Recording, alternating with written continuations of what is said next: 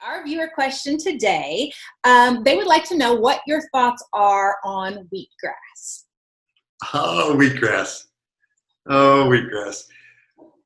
What a remarkable drink. I first entered the world of health food, of natural healing back in 1981. And I was over at a friend's house who was really into health. He said, "Want some wheatgrass, Doc?" And I said, "I couldn't imagine what you're talking about. You just say wheatgrass juice." And I had no idea that you could get juice out of wheat, let alone grass. He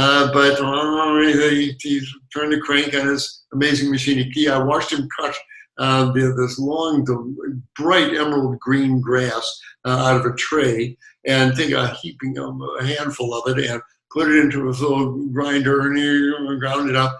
And out comes this brilliant emerald green liquid. He pours into a shot glass. It's bottoms up, Doc. And okay, I took a sip of it at first, and I liked it. Much to my surprise, I could see why people don't. It's really intense, and it's really chlorophyll-y, and you taste it.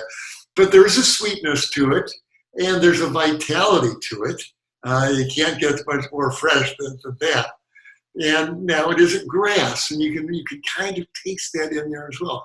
But we eat grasses, the whole grain family are grasses, corn and wheat and oats, and they're all in the grass family.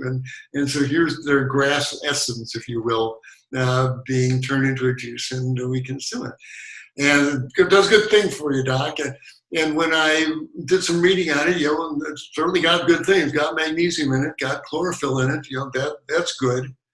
And I put it aside in my mind as one of those health food quirky kind of things that people do from time to time.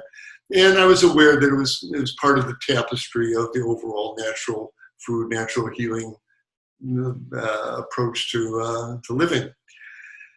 Well, I was pleasantly surprised a few years ago when a couple of studies crossed my eyes. I deal with a number of patients with inflammatory bowel disease, with ulcerative colitis. And it turns out that there's been a pretty convincing study where they took quite a number of folks, about 40 people with active ulcerative colitis, bloody stools, frequent bowel movements every 20 minutes, cramps, diarrhea, the entire catastrophe of ulcerative colitis.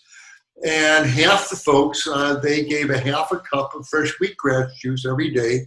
I believe it's for a month. And the other half drank a green placebo drink. And sure enough, the folks with the true wheatgrass bathing their intestinal membranes had marked improvement in the quality of their lives, the decreased frequency of stool, decreased bloody stools, decreased diarrhea. It really seemed to help the bowel to heal. It wasn't all that's required, and you need a whole food plant-based diet with easy to digest starches, etc. And then, by the way, another herb that also is shown to help in that condition is turmeric. The curcumin in turmeric also seems to help folks with ulcerative colitis. If you've got that condition, drinking some wheatgrass and having some rice with a little bit of turmeric in it would be a good combination. But back to the wheatgrass. Turns out, when you really put the eye of science on it, there's a lot of things in wheatgrass that absolutely would have a beneficial effect. It is loaded with enzymes, with vitamins, with minerals, and it is brimming with antioxidants. It's kind of a fire extinguisher. It quenches free radicals, and to drink it, you're just kind of bathing the surface of the intestine with that. It's long had a reputation for helping arthritis and asthma, etc.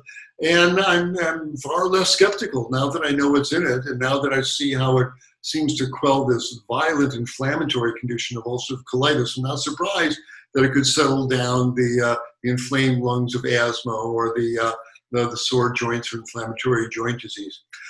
So I'm certainly a wheatgrass fan. It's good stuff. And if someone offers me a shot glass, I will certainly do it. Do we grow it in juice it and drink it ourselves. No, we haven't gotten to that stage yet. But once we get in our permanent home, I could definitely see doing it. And I would recommend, if you haven't tried wheatgrass, do it and get ready for an intensely green experience, but it's a good one.